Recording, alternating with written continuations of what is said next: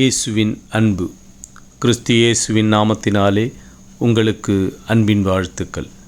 ஏசாயா 33 அதிகாரம் 6 பூரண ரட்சிப்பும் ஞானமும் அறிவும் உன் கால்களுடைய உறுதியாயிருக்கும்.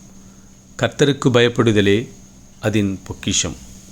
அப்பிரியமானவர்களே, வேதம் சொல்லுகிறது, நம் கால்களுக்கு எது உறுதியாயிருக்கும் என்றால் ஞானமும் அறிவும். எண்ணத்தை சம்பாதித்தாலும் புத்தியை சம்பாதித்துக் கொள்ளுங்கள், ஞானத்தை சம்பாதித்துக் கொள்ளுங்கள். நீ உலகம் முழுவதும் ஆதாயப்படுத்தி கொண்டாலும் அவை ஒன்று நமக்கு நிற்பது இல்லை. ஞானமும் அறிவுமே நம்மோடு கூட இருக்கும்.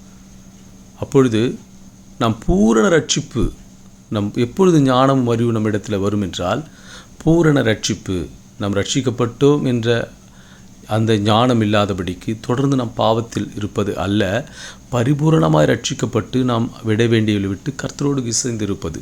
அப்படி இருக்கும்பொழுது ஞானம் அறிவும் உன்னோடு கூட இருக்கும். அது உன் கால்களுக்கு உறுதியை கொடுக்கும். நீ தள்ளாடுவதில்லை, நீ தடுமாறுவதில்லை. கர்த்தர் உனக்கு உறுதியோடு போராடி கூட அந்த பலத்தை கொடுக்கிறவர். அப்பொழுது நீ இருதயம் எங்கே இருக்குதோ அங்கே பொக்கிஷம் இருக்கும். பொக்கிஷம் எங்கே இருக்கிறதோ அங்கே உங்கள் இருதயம் இருக்கிறது என்று வேதம் சொல்கிறது. அப்போ நம்ம பொக்கிஷம் எதுவாக இருக்கிறது?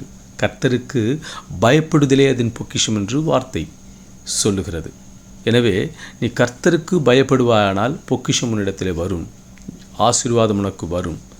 அப்போது நீ ஆசீர்வதிக்கப்பட வேண்டுமென்றால் கர்த்தருக்கு பயந்து தீய வழிகளை விட்டு பரிபூரண ரட்சிப்பு பெறும்போது ஞானமும் அறிவு உனக்கு வரும். அது உன் கால்களுக்கு உறுதியை கொடுக்கும். நீ தள்ளாடப்படுவதில்லை. தொடர்ந்து போராடி வெற்றியை பெறுவார். கர்த்தர் உன்னோடு கூட இருப்பார். நீ வெற்றியோடு ஜீவிப்பாய். ஆமென்.